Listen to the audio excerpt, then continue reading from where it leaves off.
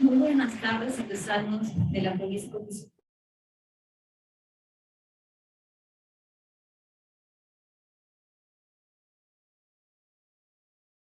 Vamos a pasar la palabra de la doctora Wendy de la Cruz, quien es jefa de la oficina del Comercio y Turismo de Chile. Y a continuación, se brindará el examen. Buenas tardes con todos. Agradezco a cada uno de los presentes donde hoy nos encontramos reunidos para dar inicio a la charla El patrimonio arqueológico del Callao como recurso para su identidad cultural. Tiene por objetivo esta charla fortalecer las capacidades de los artesanos de la provincia constitucional del Callao, sirviendo de inspiración los acontecimientos arqueológicos y plasmarse en la temática de sus productos artesanales. Es preciso mencionar que el pasado 10 de marzo se realizó la charla Patrimonio, Historia e Identidad del Callao, además de haber convocado a los artesanos a participar en la Expoferia Regional de Artesanía Chalaca 2022, que se estará realizando del 22 al 25 de marzo. Estas acciones están encaminadas en el marco del Mes del Artesano. Gracias a todos por su participación y seguimos trabajando en beneficio del artesano chalaco.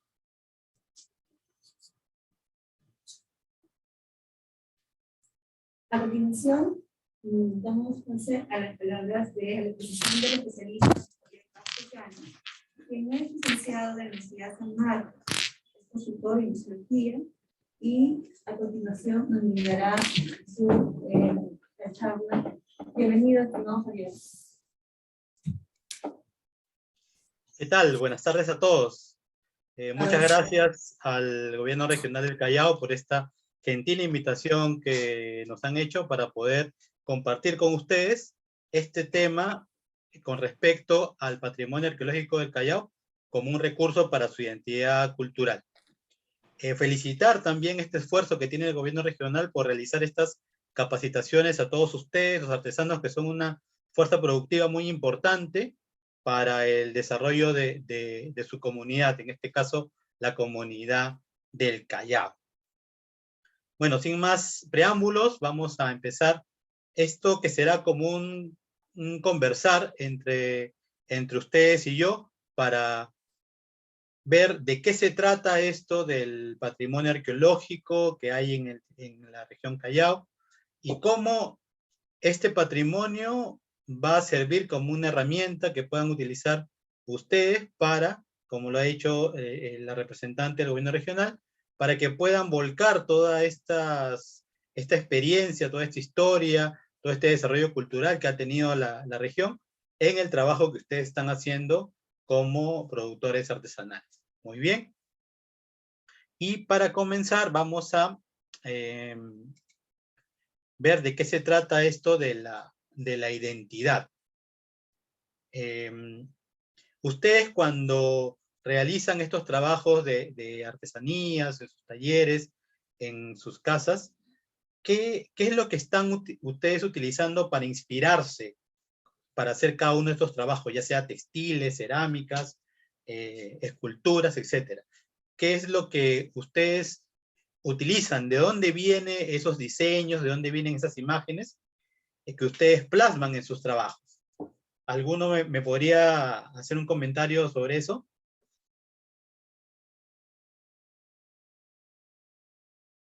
De repente por el chat o abriendo sus micros.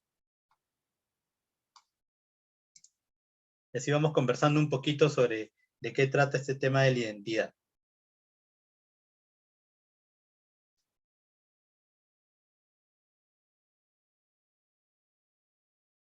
¿Alguien se anima por ahí?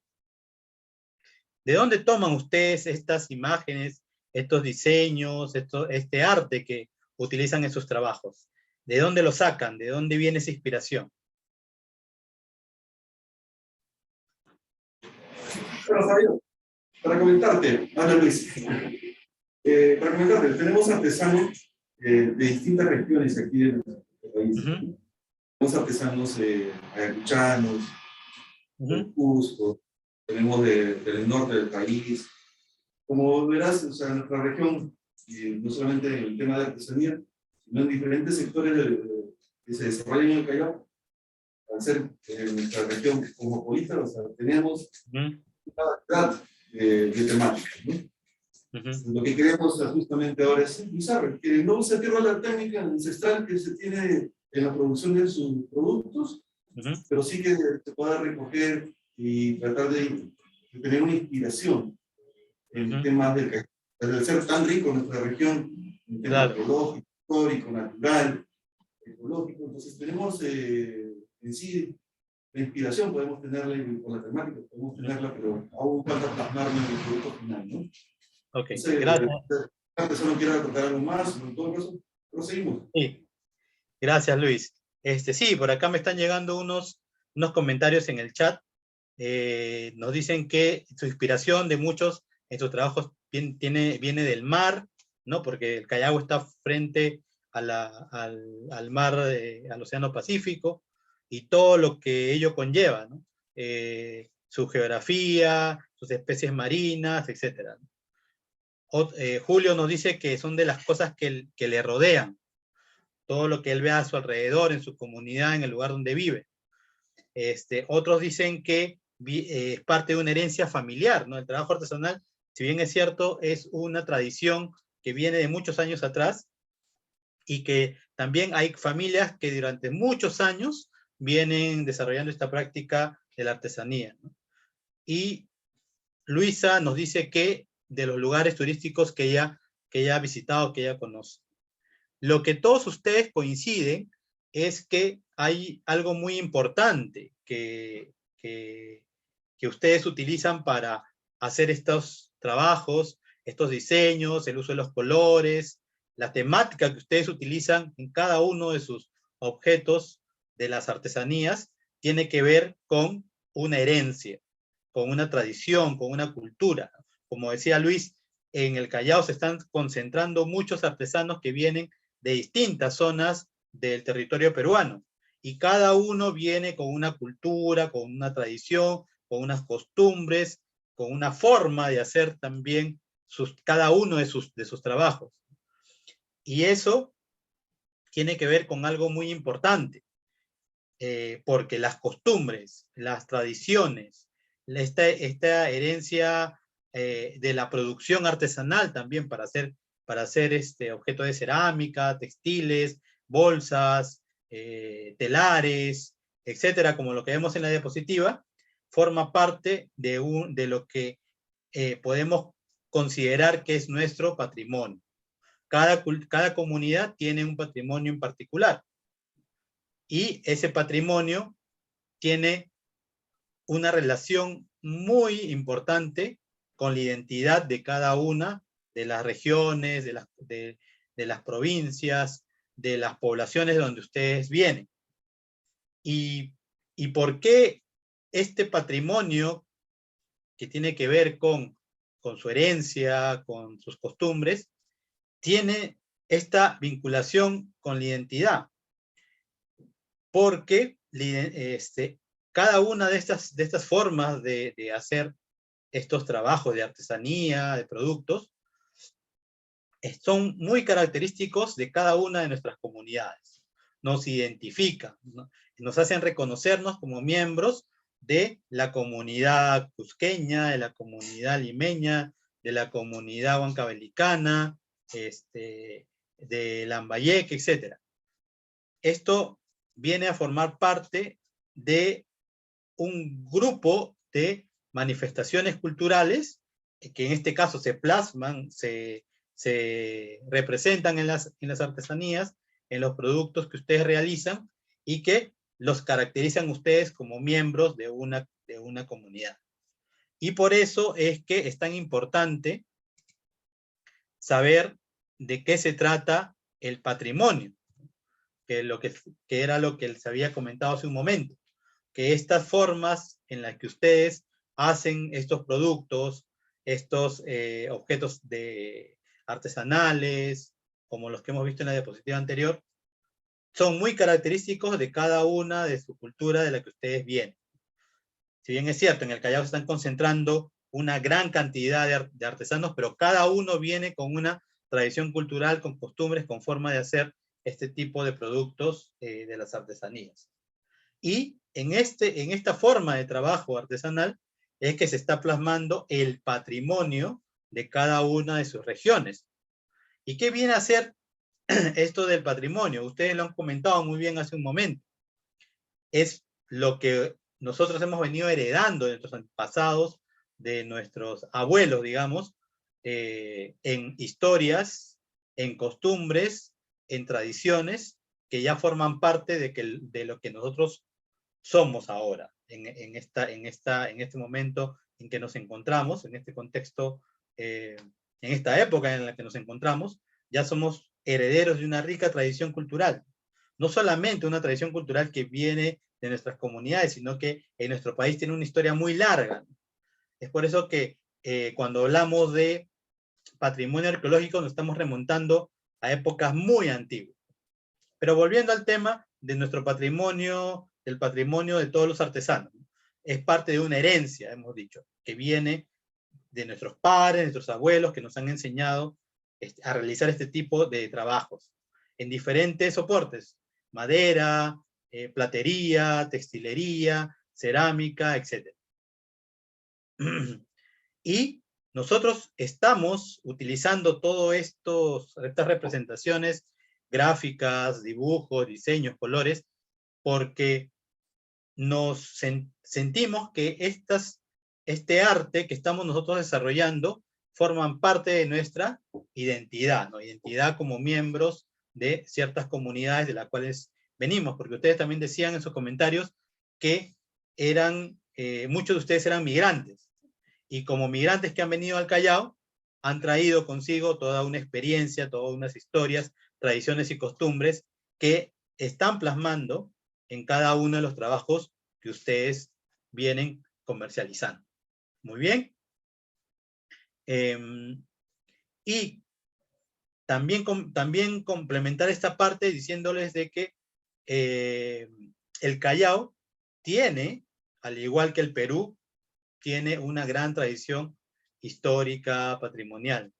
Y el día de hoy lo que nosotros vamos a hacer es revisar esta parte histórica bien antigua, que tiene que ver con el patrimonio arqueológico, y que ustedes van a poder utilizar también de inspiración para realizar los trabajos que vienen realizando como artesanos.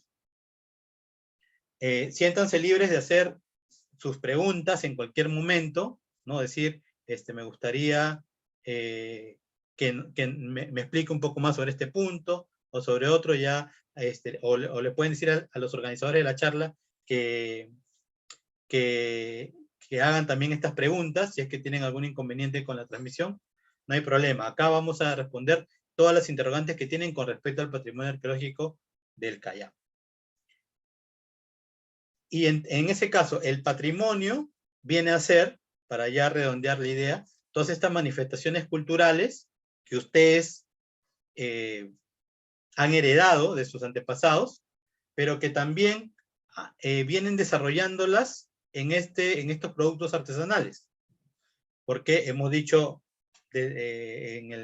hace un momento que tiene que ver con el arte, con los gráficos, con los diseños que ustedes vienen desarrollando en cada uno de sus productos. Y es considerado esto patrimonial porque los identifica a cada comunidad y los hace reconocerse como miembros de todo un grupo social con mismas tradiciones, con mismas costumbres. Y por esa razón es que nuestro país tiene el mandato de proteger ese patrimonio y considerarlo como parte del patrimonio de todos los peruanos. Como vemos en la diapositiva, observamos que hay sitios, hay monumentos que son arqueológicos: está Cará, está Chavín, está Machu Picchu, están las esculturas religiosas del cementerio Previsto los Maestros en un lado, en el otro lado está un templo religioso. Todos estos monumentos son parte de lo que se considera patrimonio del Perú. Ya en un ratito vamos a hablar específicamente sobre el patrimonio del Callao. Pero estas manifestaciones ya han sido reconsideradas por el Estado peruano como parte de nuestro patrimonio. Muy bien. Perdón. Un ratito.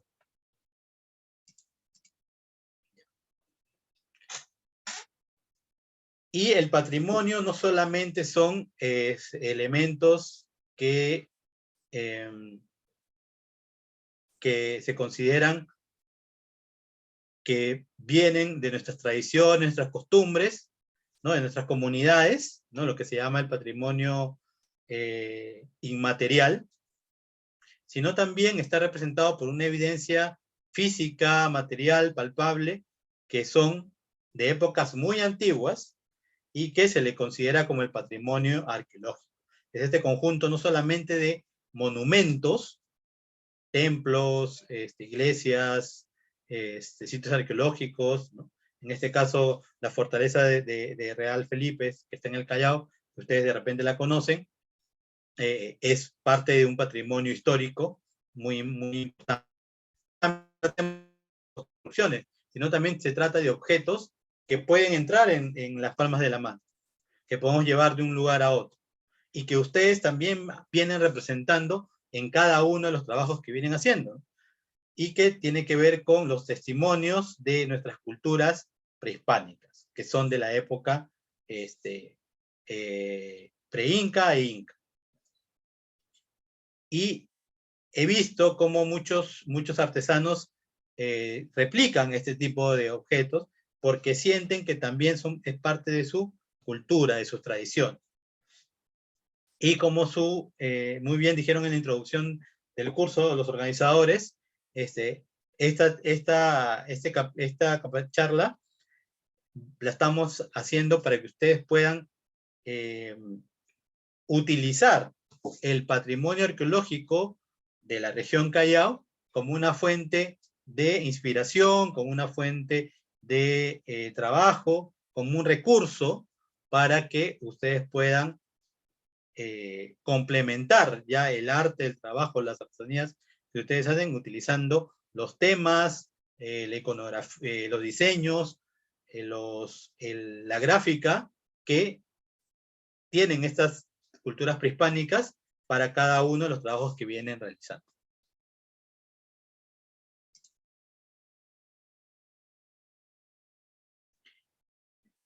Ahora vamos a conversar acerca de el patrimonio arqueológico del Callao. La historia del Callao es una historia muy larga, muy antigua, que tiene sus orígenes allá por los 10.000 años antes de nuestra era, con las primeras poblaciones que ocuparon esta parte de la costa central.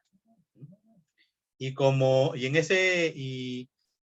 en esa época, la costa peruana estaba poblada por diferentes grupos humanos. Estos grupos se dedicaban a diferentes actividades. Antiguamente se creía que solamente se dedicaban a la caza, a la recolección, pero como ustedes mismos han comentado que su inspiración es el mar es una fuente de recursos muy importante y que siempre ha sido utilizada por el hombre andino como un recurso para su alimentación fundamental. Incluso muchas poblaciones que antiguamente se creían que habían ocupado territorios en forma permanente a partir del desarrollo de los cultivos, de la agricultura. Ahora se sabe de que las poblaciones de la costa se volvieron permanentes en este territorio, no necesariamente a partir de la agricultura, sino de la pesca y el marisqueo que hacían en las costas de nuestro país. Y uno de estos lugares que son más característicos de esta época se le conoce como Cerro Chivateros. Como ven en el mapa, este Cerro Chivateros, que es un gran taller de fabricación de herramientas de piedra, se encuentra en la margen derecha del río Chillón, en la zona que se conoce como entre el aeropuerto y Ventanilla, en esa zona de Oquendo, ahí se encuentra este cerro, que es un gran taller de fabricación de herramientas de piedra de hace 10.000 años antes de nuestra era. como ven en la imagen, es un plano para que más o menos se ubiquen, si no lo conocen. Está a la altura del relleno sanitario modelo del Callao, que está frente, digamos, a la refinería de Repsol, en la carretera que se va a Ventanilla. Ahí ustedes lo pueden encontrar. Bueno, no se puede ingresar porque es una zona que está, digamos, se está prohibido el acceso. En mis épocas de estudiante tampoco pude ingresar, pero han habido investigaciones de los años 70 y 60 donde se ha podido determinar que es un gran taller de fabricación de instrumentos de piedra. Digamos que es la evidencia, una de las evidencias más antiguas que tenemos en la costa peruana acerca de la población de esta zona del Callao. Creo que hay un comentario por ahí. No. Bueno. En Cerro Chivateros, como vemos en las imágenes, se encontraron una serie de instrumentos de piedra, ¿no? Desde cuchillos, puntas de proyectil, que para lanzas, raspadores, toda una serie de instrumentos tallados en piedra que servían para trabajar la madera, para hacer estas lanzas, para también sacar el cuero, ¿no? Despazar los animales y también aislar los tejidos de la piel de estos para hacerse algún tipo de indumentaria. Y también para... ¿Sí? ¿Alguna pregunta? Está filtrando un sonido por ahí, por favor. Como les comentaba, en el caso de Chivateros, 6 soles. en el caso de Chivateros, vuelvo a comentarles que fue un gran taller lítico donde se encontraron estos objetos de piedra que están viendo en pantalla y que servían para la caza de ciertos animales, porque en esa época había bueno, hasta ahora se da el fenómeno en las lomas en época de invierno, y bajaban animales, bajaban venados, bajaban camélidos, y los pobladores de esta zona se dedicaban a la caza de estos animales. Y también a la pesca y al marisqueo.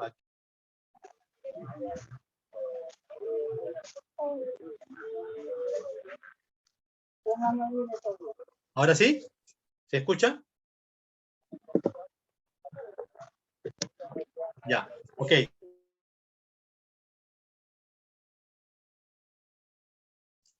Ya, ahora sí.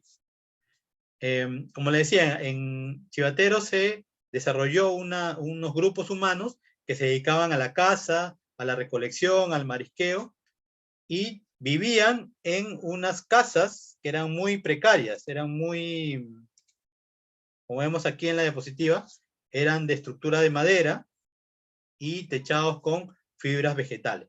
Bueno, que en la actualidad no se ha podido encontrar gran evidencia de ello,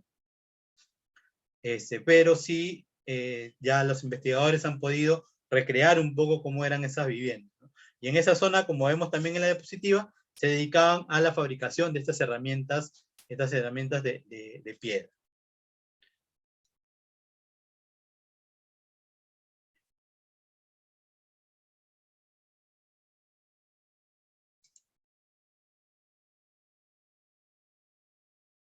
Ya un poco más avanzando en la historia, ¿no? Ya dejamos por un momento estas primeras sociedades de cazadores, recolectores, ¿no? que tenían una organización social muy básica. Se movían en grupos y en épocas de lomas cazaban. Terminaba la época de invierno, en verano ya se dedicaban a la pesca y a la recolección de mariscos. Y de esa manera aseguraban un sostenimiento para sus familias, para su economía en esta zona, ¿no? Y vivían en campamentos como el que hemos visto anteriormente, ¿no? En campamentos donde tenían estas casas cuya evidencia no se ha podido todavía encontrar muy grandemente.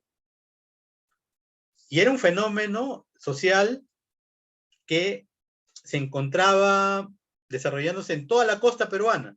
No era exclusivo del Callao, sino vivían en toda la costa peruana de esa misma forma.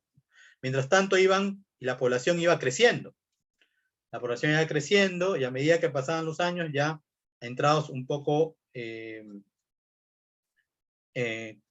esta época de los 2200 antes de nuestra era, ya la sociedad va a ser mucho más organizada, mucho más, había desarrollado ciertas tecnologías, y ya lo principal era que tenían un sistema de creencias en las que ellos pensaban, los grupos que vivían en esa zona del Callao, alrededor de Chivateras, porque si nos seguimos concentrando en esta zona de Oquendo, de Ventanilla, donde están estos testimonios arqueológicos, y vamos a ver que las poblaciones, a medida que van creciendo, se va volviendo más organizada, mucho más estructurada la sociedad. Hay una persona o grupo de personas que establecen un gobierno sobre las demás, y que también creen que hay seres superiores que son los que definen los destinos de todos, que son los que producen la lluvia, que producen los desastres naturales, porque tenemos que tener en cuenta que estamos en una zona de costa donde hay fenómenos del niño, fenómenos de la niña, que son eventos que causan y han causado en nuestra historia una serie de desastres. Entonces ellos creían que había seres superiores que mandaban a que se desarrollen ese tipo de fenómenos, las sequías, las lluvias, los movimientos sísmicos, etc. Y en esta época ya la agricultura estaba muy desarrollada, estamos hablando de hace 2200 años, antes de nuestra era, ya estaba tecnificada, habían canales de regadío, las personas ya vivían un poco más adentrándose en el valle, y es por eso que en esta zona del río Chillón, de la parte baja del río Chillón, cerca a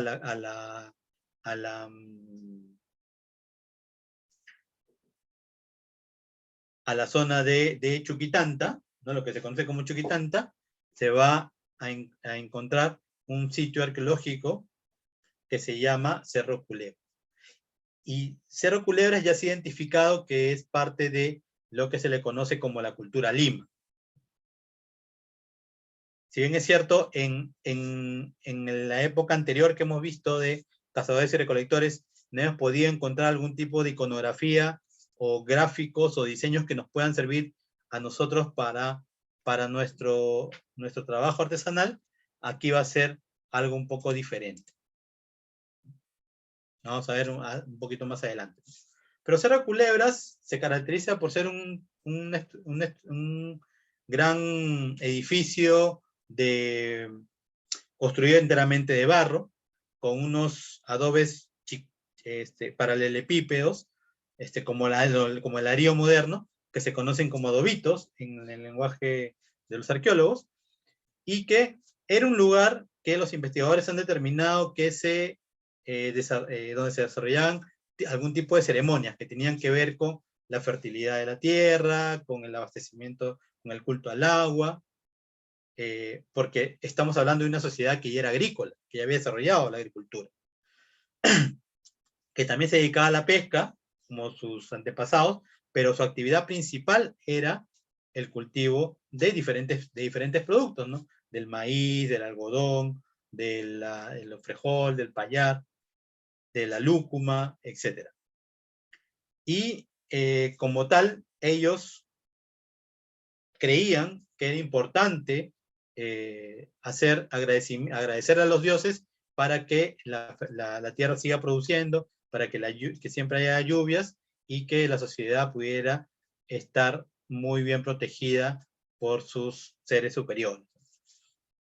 Es por eso que que ya en esta época vamos a ver una serie de grandes construcciones que se conocen como templos, donde se hacían estas ceremonias.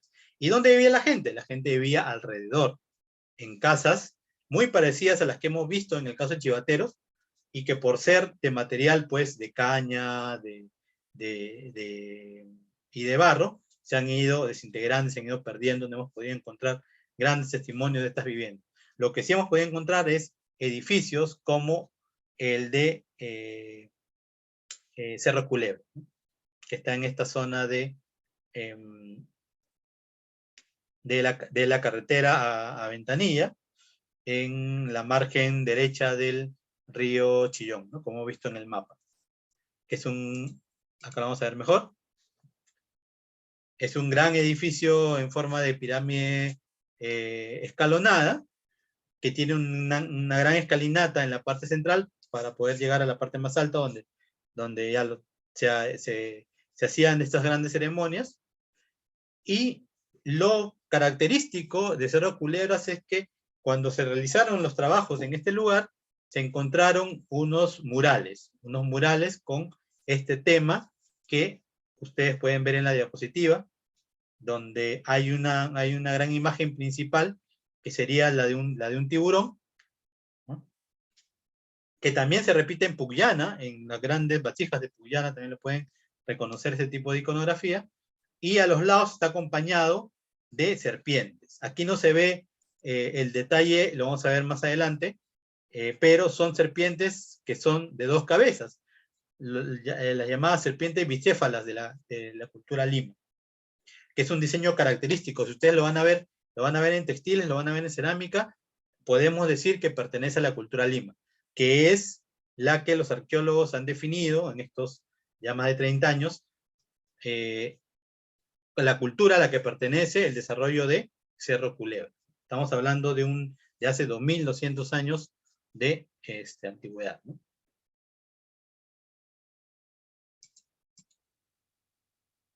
Aquí está lo que yo les decía, ¿no? Este tema de las serpientes de 2 cabezas, ¿no? Aquí lo podemos ver en la parte superior de la vasija de este cuenco de cerámica, que está una serpiente arriba y una serpiente abajo, ¿no? Así como entrelazadas. Por eso se llaman serpientes entrelazadas o serpientes también bicéfalas.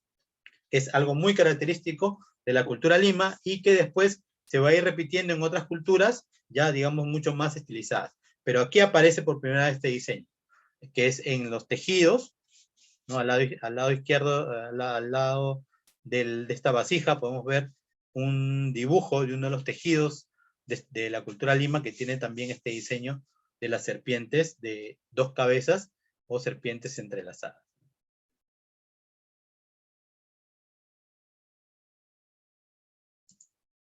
Muy bien.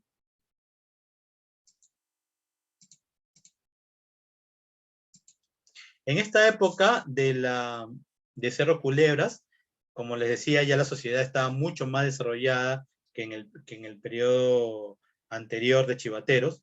Era una sociedad que estaba organizada digamos, en diferentes niveles. Estaban los artesanos, como ustedes, era parte de la sociedad. Estaban también los sacerdotes, estaban también los agricultores y todos los que hacían algún tipo de oficio en esa época.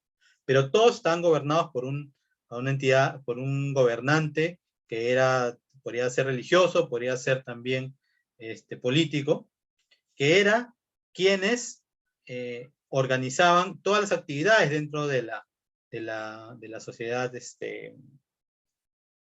la cultura Lima.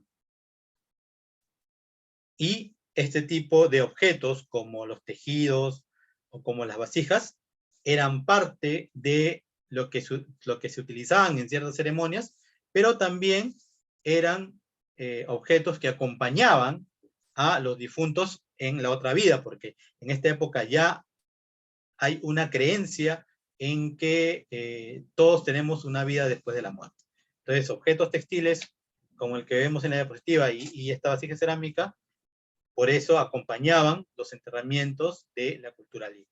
Y es por eso que a raíz de investigar estas tumbas, es que en Cerro Culebras en otro sitio de la cultura Lima, Huacapuyana, que de repente ustedes conocen, o también Playa Grande, que está más arriba en Ventanilla, o Baños de Bosa, que está un poco más ya saliendo, pasando a Ancón. En el mismo Ancón también se han encontrado en tumbas elementos como este que vemos en la diapositiva. Entonces recuerden eso, que el diseño característico principal de la cultura Lima son estas serpientes entrelazadas o serpientes bicéfalas, que son muy coloridas, ¿no? Que utilizan colores como el rojo, el blanco, el negro y también el amarillo. Otro de los patrimonios importantes que tiene el Callao, y da la casualidad que nos estamos concentrando casi en la misma zona, ¿no? Entre Oquendo, la carretera Ventanilla, la margen derecha del río Chillón. En esa zona están estos testimonios del pasado arqueológico del Callao, ¿no? Que es lo que se ha podido conservar. ¿Y por qué en otros lugares es mucho más complicado hallarlo? Porque Callao es un distrito que tiene un desarrollo urbanístico muy fuerte. Entonces la expansión urbana se ha comido, digamos, por decirlo amablemente, muchos de estos testimonios arqueológicos. Y es por eso que uno de esos pocos testimonios arqueológicos que han quedado para la posteridad son los que se conocen como las murallas de Oquendo. ¿Dónde se encuentran las murallas de Oquendo? También están en esta misma zona de la carretera Ventanilla,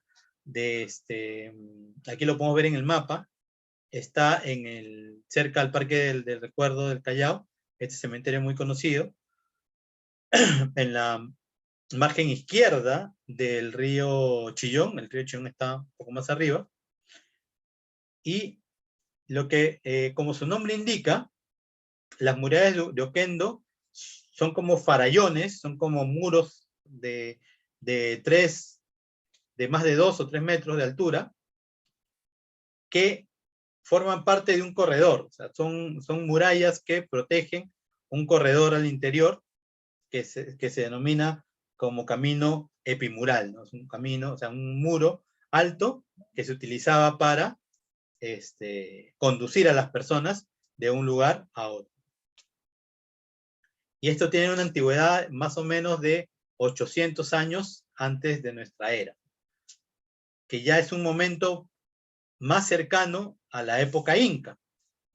No es que los incas llegaron a esta zona del Callao y no encontraron culturas o desarrollos, porque a veces se cuenta solamente la historia del Perú haciendo incidencia en los incas, pero no, en el territorio anterior a la época del Tahuantinsuyo, habían muchos grupos sociales que tenían un gran desarrollo económico, político, agrícola en esta zona de la costa central. Uno de ellos era el señorío de los Colli. El señorío de los Colli ocupaba desde esta zona de Ventanilla, de Oquendo, de Chuquitanta, hasta la zona de Comas y Caraballo. E incluso se metía un poco más al valle. Entonces, algunos investigadores tienen la creencia de que estos murallas, estos caminos amurallados, venían desde esta parte un poco más metida del valle. Y hacían también como una suerte de frontera. ¿Frontera ante quiénes? Ante la gente que vivía en el lado del Rímac. Porque aquí en la costa central tenemos 3 grandes valles. El Valle del Urín, el Valle del Rímac y el Valle del Chillón. En cada uno de esos valles había poblaciones. En esta parte del Valle Bajo, el Valle Medio del río Chillón estaban los Colli.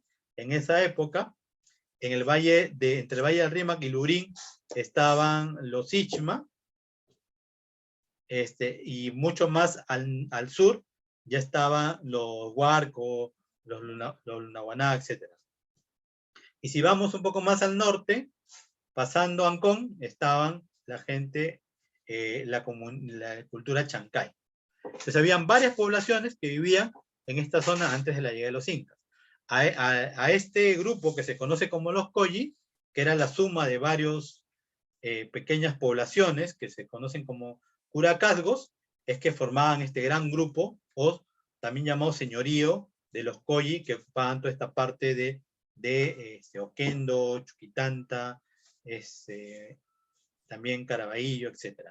Y ellos fueron los que habrían construido estos grandes caminos amurallados que servían también como una especie de frontera o un control fronterizo entre otras comunidades del Valle del Lurín, ¿no? Donde estaban los ismos, que eran muros que eran construidos a partir de el barro, de una técnica que se conoce como el tapial, que se hacían como especie de paños, ¿no? Que se unían unos con otros y así iban haciendo, ganando altitud y ganando también longitud.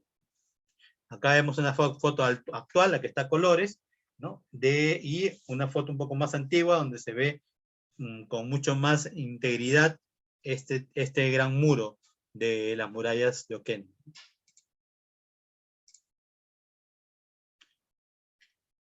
Aquí está lo que les venía comentando. Las murallas de Oquendo pertenecerían a esta cultura, a este grupo social llamado los Colli, que vivían desde la costa hasta la parte media del valle del río Chillón. Y formaba parte de los Colli varios grupos. Unos eran los Huancayos, que están del valle medio del río Chillón, y más hacia la costa estaban los Caraballo, estaban los Chuquitanta, etc. Todos ellos formaban parte de este gran señorío que fue a quienes se encontraron los incas cuando llegaron en 1500, alrededor del 1450 a esta zona del valle de Lima. En esta zona que fue conquistada por Tupac Yupanqui en esta gran expansión que él hizo por esa época.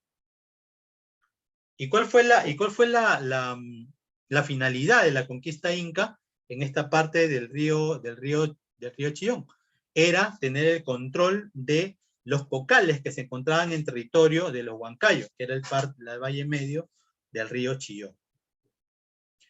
Esa era. Y también la otra motivación de los incas por querer tener bajo su control la costa central venía a ser el poder de tener bajo su dominio el santuario de Pachacamac, ¿no? Ustedes de repente, algunos han podido visitar, que se encuentra en Lurín.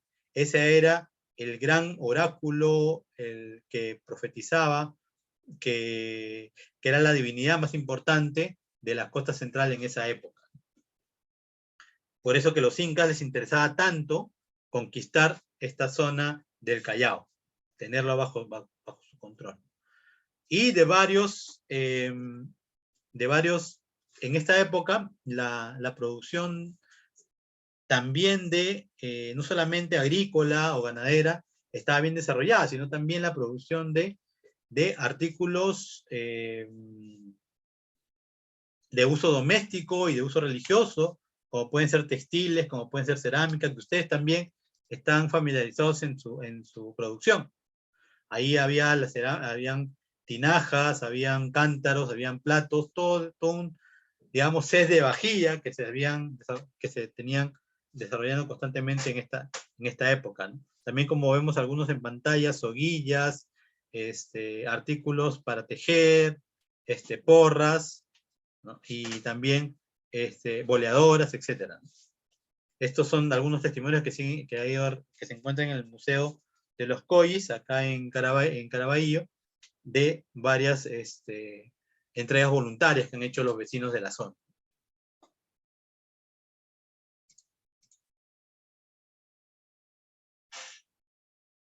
Una vez que ya los incas conquistan toda esta parte de la costa central, ya está Pachacamac, está bajo su poder, está los valles de Lurín, Rímac y Chillón, también bajo su dominio, ya se van más para el norte.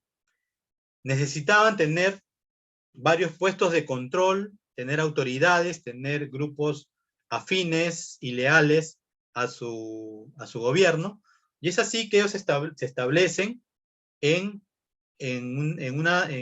esta zona de Chuquitanta, un lugar que se conoce como el Palacio Inca de Oquén, que está en esa misma zona donde se encuentran, bueno, está cerca de las murallas, y en este lugar ellos realizan, bueno, ponen un destacamento de funcionarios y militares cusqueños para que realicen la supervisión de toda esta zona del Callao, nuestros territorios que ya ellos habían anexado para el Tahuantinsuyo. Y de esa forma ellos tenían que, la población que estaba en este lugar tenía que tributar, tenía que dar un impuesto que se daba en la entrega de productos como lo que vemos en la diapositiva, tejidos, cerámicas, metales, etc. Tenían que entregar, además de animales de carga, como camellos, o también de su producción agrícola.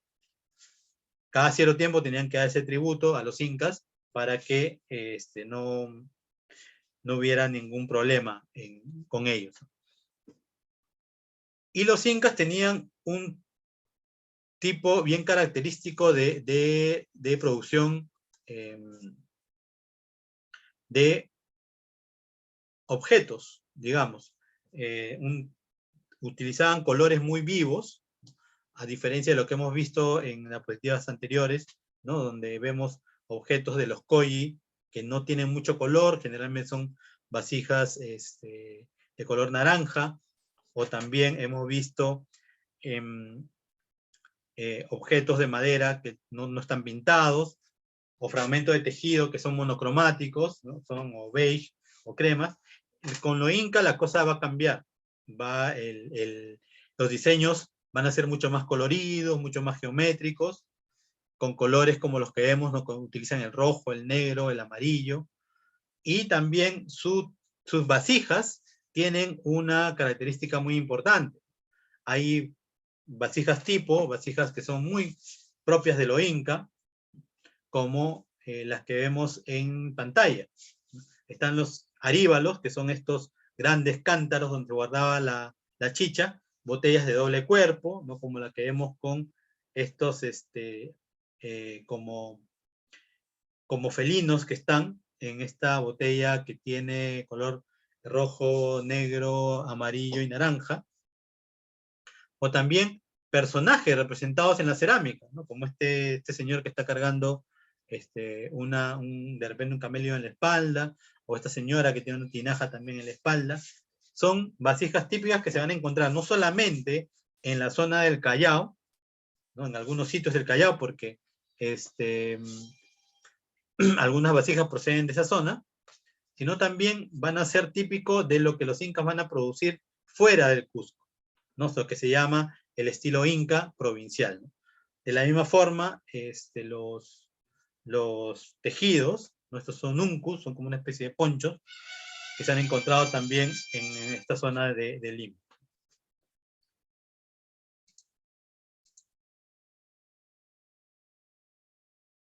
Los tejidos era algo muy, muy típico de producirse en esa época, se producían a gran escala, porque como les había comentado, era parte también de la tributación al Tahuantinsuyo, no solamente en comida, en bebida, en trabajo, sino en mano de obra, sino también en textilería.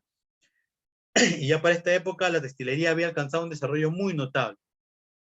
Y los diseños, que eran muy propios de esa época, porque en esta zona de la costa central convivían grupos como que también les he mencionado hace un momento, los Koyi, los Ichma,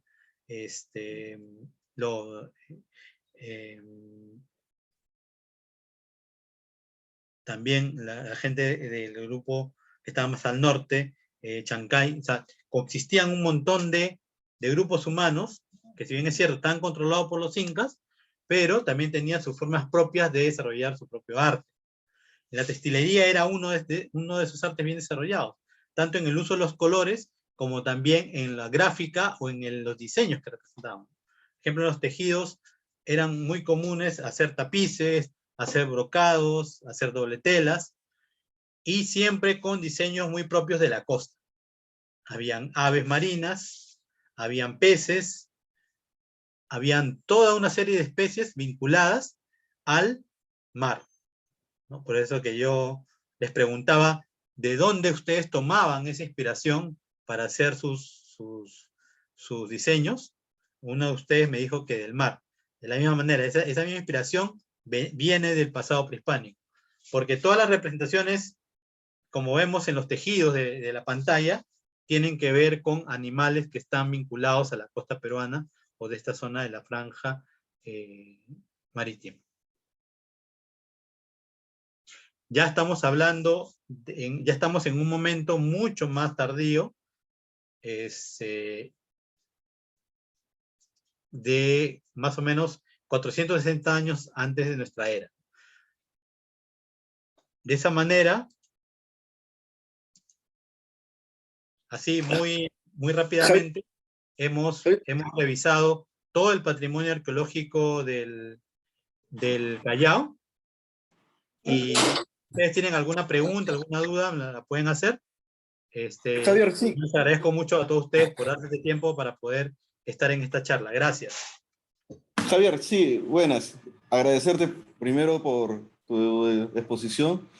Al menos nos has dado o brindado un panorama de todos los sitios arqueológicos que se han desarrollado en el espacio geográfico actual del Callao, porque en realidad, valgan verdades, para esos tiempos, para esas épocas, no existían los límites geográficos que ahora conocemos, ¿no? Y como te reitero, mi agradecimiento personal y también institucional del Gobierno Regional del Callao por tu exposición, la cual ha brindado y esperamos puedan tener una buena acogida con los artesanos del Callao, ¿no? Que estos motivos, como vemos, son plasmados a través del tiempo en diferentes espacios del territorio de las diferentes sociedades que se han asentado en nuestro país. No es exclusivamente de la sierra, no es exclusivamente del norte o del sur, sino que se ha plasmado a través de todo el territorio, ¿no?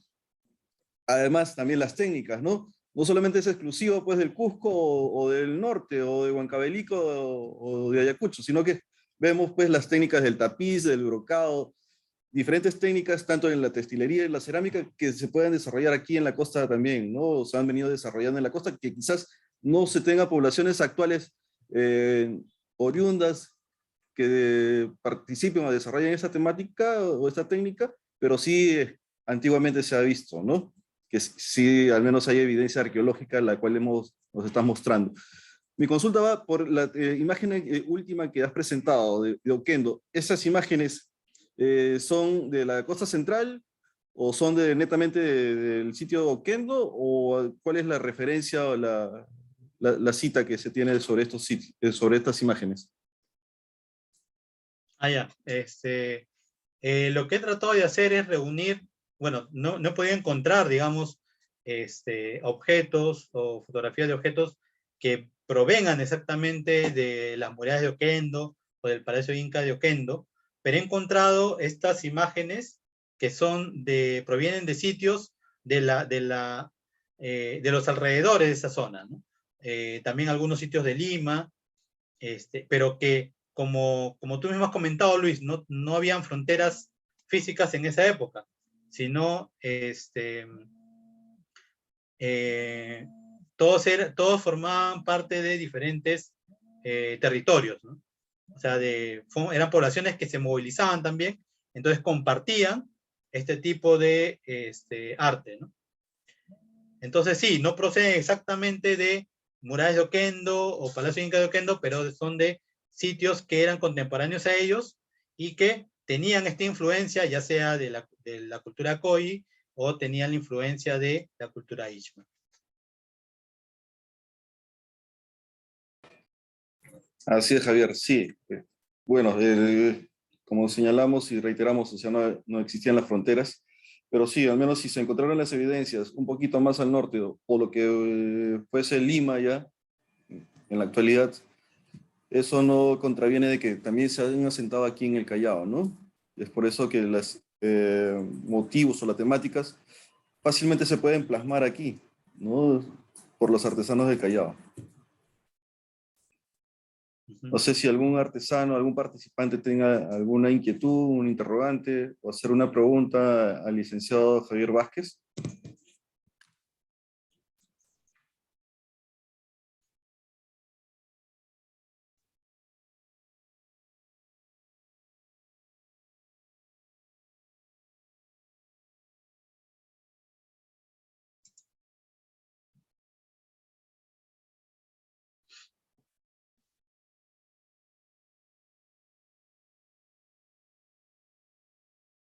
Creo que hay algunas preguntas.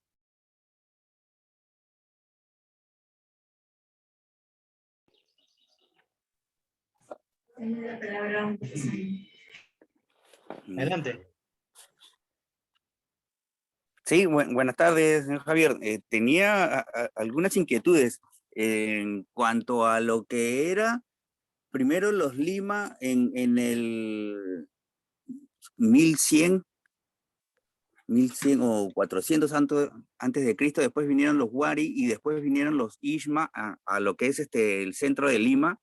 Lo que quería saber es si es que como hay referencias de los Pitipiti, que eran los moradores que estaban más cercanos a lo que es el Callao central, pero ellos estaban más o menos ubicados en el 1100 o por ahí. Quería saber si los Pitipiti llegarían a pertenecer a lo que vendría a ser los Ishma. Gracias, Carlos, por tu pregunta. No he escuchado de ese grupo, los Pitipiti. De repente pueden tener otro nombre, no tengo referencia sobre ellos, pero si tú me dices que ellos son contemporáneos a los Ishma, eran Claro, también contemporáneos. o sea, ¿Sí? mi inquietud es porque como con el maremoto en la época de la colonia se borró todo rastro, entonces en el Callao Central no hay nada, no hay ningún recuerdo, no hay nada que subsista, ¿no es cierto? Entonces, para equiparar porque siempre se habla de los Pitipiti, que era un pueblo de pescadores que estaba cercano al Real Felipe, pero Ya. ellos están más o menos a la época de que llegaron los conquistadores, ¿no es cierto? En la época de que ya llegan los españoles, que es 1500, 1400, ya estaban ahí, ¿no? O sea, y los Ishma cuando se separa el dominio inca, surge los Ishma, pero es como que si fuera más al sur, ¿no? O sea, eso afectó hacia, como decir, Maranga, Callao, esa zona, porque el norte era los Coyi, ¿no? Coyi norte y, o sea, lo que es el valle del río Chillón, ¿no? Pero como el Callao está cerca, la desembocadura del Rímac, quizás no tengamos tanta influencia Coyi, sino más de estos, ¿no? Como para buscar alguna referencia en cuanto uno va a un museo y busca algo de Ishma, claro, y tener una idea, ¿no? Algo más cercano. Porque mi consulta también era, ya que todos somos una costa unida y se intercambiaba desde el Ecuador hasta un poquito más abajo del sur, si es que, ¿qué usaban para pescar? O sea, el mismo caballito de Totora, ¿no? Porque, por ejemplo, acá en la punta lo típico son las chalanas, ¿no? Pero entre el caballito de Totora del norte y la chalana que se usa ahora, porque lo que usan acá en la punta no es lo mismo que usan en Chorrillos, o sea, ¿hay algún registro de que se hayan usado caballito de Totora acá en el centro del Perú? Interesante tu consulta, Carlos. Entonces, para un poco aclarar un poco el tema histórico, claro, los Coyis se encontraban entre el Chillón y el Rímac, ¿no? Digamos que llegaban hasta la margen derecha del Rímac. Después y de ahí hacia el sur, ¿no? Que llega hasta Lurín y un poco más allá, ahí estaban los Ishma. Pero claro, hay contactos, hay relaciones comerciales, hay relaciones políticas también entre ellos, antes de la llegada de los incas, ¿no? Los incas, cuando llegan a la costa central, ¿no? Y ocupan estos valles, el Urín, el Rímac y el Chillón, lo que hacen es crear una nueva forma de control político, ¿no? Lo que un colega nuestro, Miguel Cornejo, llama la provincia inca de Pachacamac. Porque como les había comentado, ¿no? Los incas tenían un principal interés en esta zona, en estos valles, principalmente el Chillón, porque se encontraban una zona de cocales que sabemos que para los incas era muy importante el uso de la coca, ¿no? El uso y la producción de la coca era fundamental, era más valioso que el oro para los españoles. Y es por eso que ellos tenían especial interés en conquistar esta zona, tenerla bajo su poder. Entonces, una vez que ya tienen bajo su control a Pachacamac, crean esta nueva provincia. Y ahí, bajo su poder, es que empiezan a tener el control de Collis, de Ichmas, Huarcos, Lunahuanás, que están para el lado del Cañete, o más al norte, también a los Chancay. Y en ese sentido, lo que ellos hacen es, como también se había comentado, estos grupos, estos grandes grupos, los Coy y los Ichmas, tenían como subgrupos sus familias o, digamos, otros grupos sociales que tenían también sus nombres propios. Uno de ellos de repente ha sido el que tú mencionas, el Piti Piti, que de repente era un grupo de pescadores, pero que no tengo una referencia exacta sobre su existencia. Ahora, por otro lado, las embarcaciones, si bien es cierto, el caballito de autor es algo muy común que hasta ahora se utiliza en la costa norte del Perú, para esta zona no tenemos un registro específico de cómo eran las embarcaciones que se utilizaban.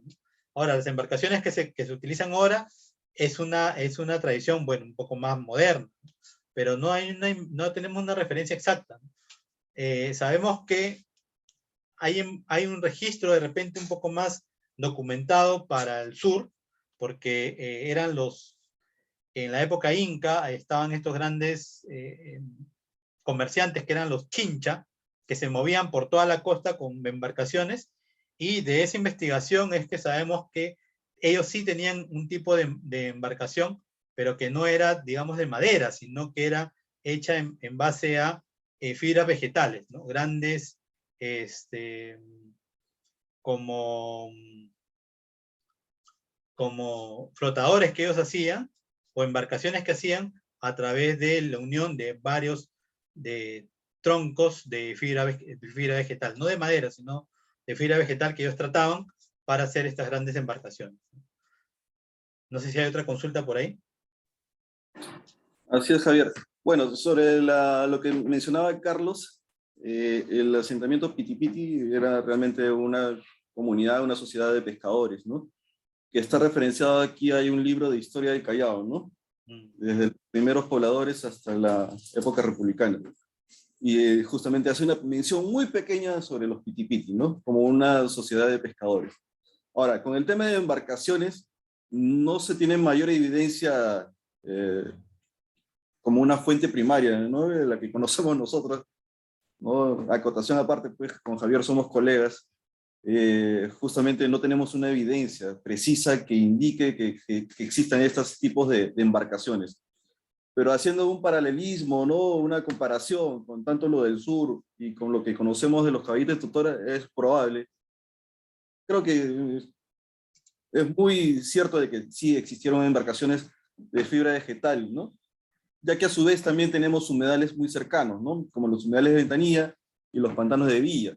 Al igual que en la desembocadura pues, del río Rímac, ¿no? Debe haber existido ciertos pantanos o humedales, las cuales entonces de ahí eran fuentes para recoger estos tipos de totorales y desarrollar sus embarcaciones y embarcarse pues, para las pescas, ¿no? Bueno, como te señalaba, no existe mayor evidencia arqueológica que demuestren pues, el asentamiento de estas poblaciones, las cuales esas evidencias quizás han sido borradas pues, por el terremoto y el maremoto que ocurrió en la década de 1700, ¿no? Es así, Javier. Por ahí creo que estaba alzando la mano otra intervención de la...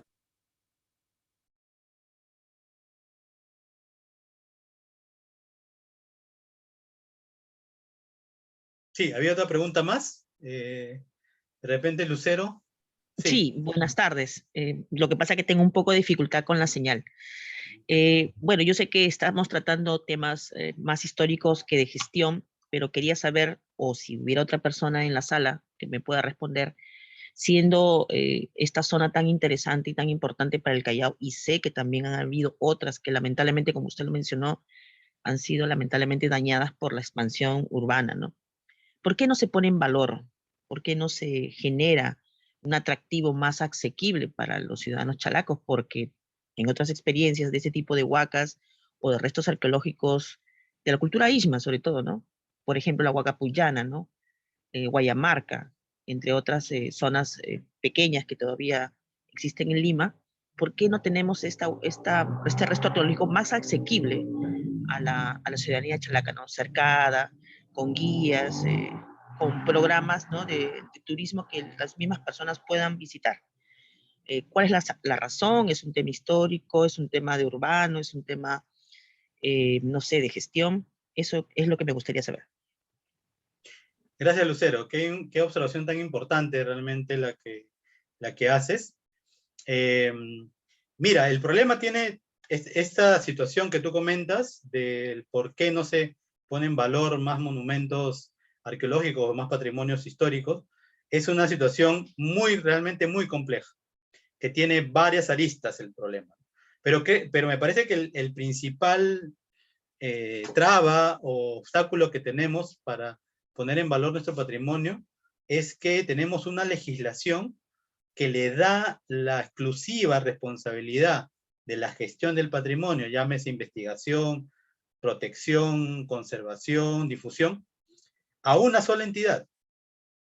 Y esa entidad es el Ministerio de Cultura. Y como seguramente muchos de ustedes saben, es una entidad que está, que se encuentra pues en nuestra capital y que tiene, a pesar de que tiene sedes centralizadas a nivel nacional, tiene muy poco apoyo de parte bueno, lo ha tenido de parte de desde muchos años, esto viene de muchos años atrás, muy poco apoyo pues logístico, financiero, normativo.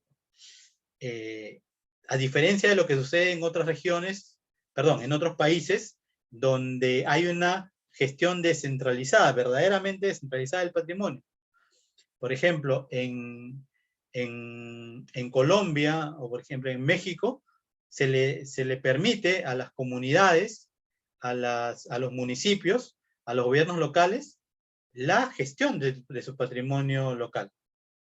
En cambio, acá lo que sucede es que por ley se le da la exclusiva potestad de toda esta labor a un solo ente que en la práctica no se da, no tiene el alcance necesario ni los recursos necesarios para hacer esta gestión del patrimonio. Entonces, ahí es lo que los gobiernos locales, los gobiernos regionales, se tendrían que acercar al gobierno central para proponer proyectos que puedan poner en valor estos monumentos, ya sea no solamente en el Callao, sino también en todo el país, ¿no? Ese digamos que es el gran problema. Ahora, a eso se le suma que tenemos, hay varios problemas locales y regionales que tienen que ver con la expansión agrícola, la expansión urbana. Estamos en un contexto también de cambio climático que hace que los procesos destructivos que hay sobre el patrimonio, ya sea por sequías, lluvias, sean mucho más fuertes y mucho más destructivos. También el tema de las invasiones, que no es algo exclusivo de Lima ni del Callao, sino de varias ciudades. Son varios situaciones críticas que se confabulan en contra de la preservación del patrimonio. Estimado Javier, le comento también que había otra consulta de la persona de preguntando que si si se encuentra algún tipo de restos arqueológicos en las islas o o en el litoral, ¿no? Ah, qué interesante también esa consulta. Sí, yo tengo conocimiento que sí hay evidencia arqueológica en Isla San Lorenzo, pero las investigaciones todavía no han sido muy difundidas. Se hicieron en los años 90, si no me equivoco, algunas excavaciones ahí, pero no han tenido la debida difusión, que serían testimonios, bueno, de la cultura Ishma y también de la época Inca. Pero no tengo exactamente la referencia exacta, porque no se han difundido mucho, lamentablemente, pero sí han habido investigaciones en la zona de Isla San Lorenzo. Muchas gracias. Otro comentario es de parte de artesanos que viven en la zona de Oquendo, que casualmente les están consultando si fuera de poder proveer imágenes o de artilugios específicos de Oquendo, ya que ellos les gustaría replicar o inspirarse más en esa zona que es una zona en la cual viven, ¿no? Ya. Sí, con respecto a la evidencia arqueológica que ha sido, bueno, que provendría de Oquendo, no hay mucho, ¿no? Es por eso que yo les ponía, digamos, imágenes tratando de conceptualizar digamos, los diseños, los colores, los objetos que se han encontrado en zonas aledañas o dentro de la misma zona, pero no hay algo específicamente de estos lugares. El problema con Murallas de Oquendo y el Palacio Inca es que las investigaciones son muy pocas. Es una deuda que hay pendiente de investigación con esta zona del Callao, que esperamos que se resuelva en los próximos años.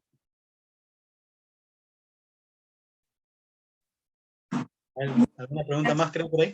Bueno, en realidad también hay un comentario acerca de la flora y fauna, pero básicamente como estamos bajo la temática arqueológica, creo que lo que quisieron acotar o dar a entender es que si de repente habría alguna información relacionada a la arqueología o de repente de esa inspiración debido a una artesana que trabaja y teje los materiales, figuras vegetales de los humedales del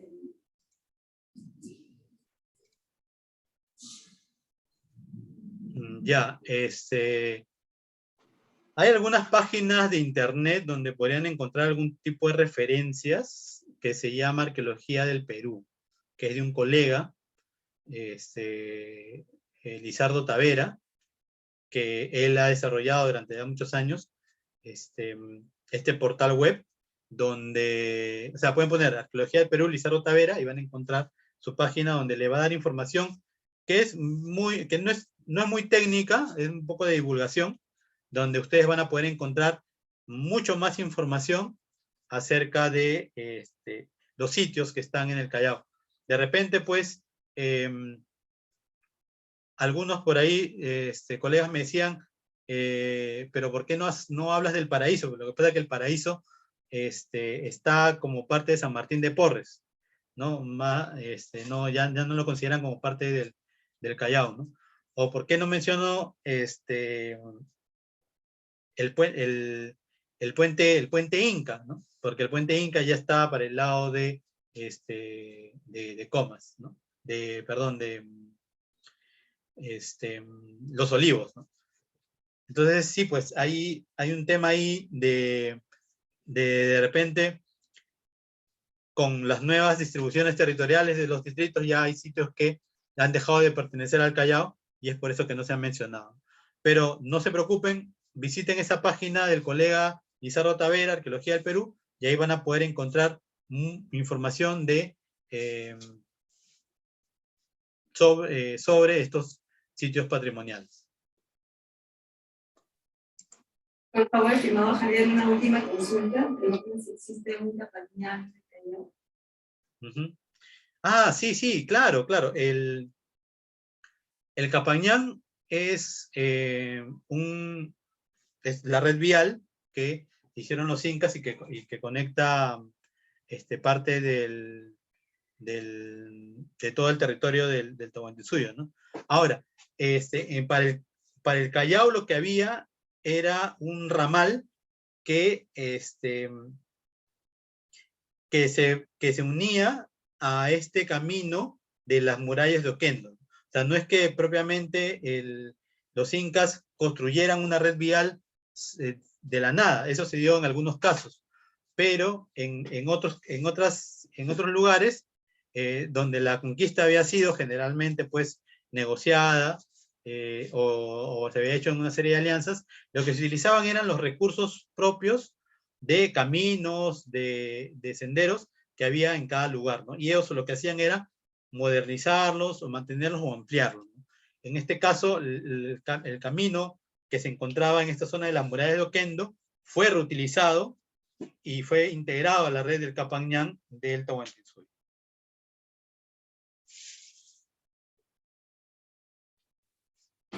Muchas gracias por tu participación, estimado Javier Vázquez Llanos. De antemano también nuestro agradecimiento de parte de la Oficina de Comercio, Energía y Minas. Hacemos presente también a los participantes que han llenado su registro, que les haremos llegar información remitida del especialista a los correos que han indicado, juntamente también con el video grabado. Muchas gracias. Y si de repente podemos desactivar las camaritas para un stream. Por favor.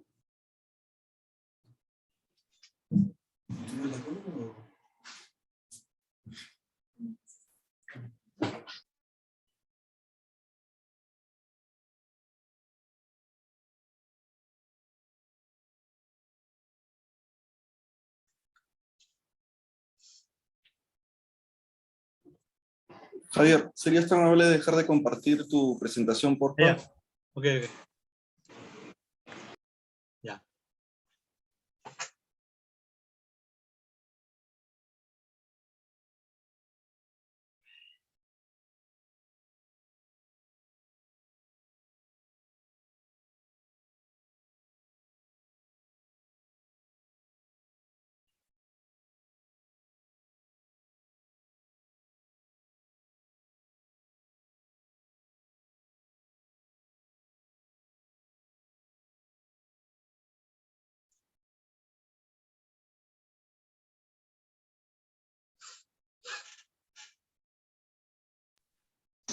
Gracias por su participación.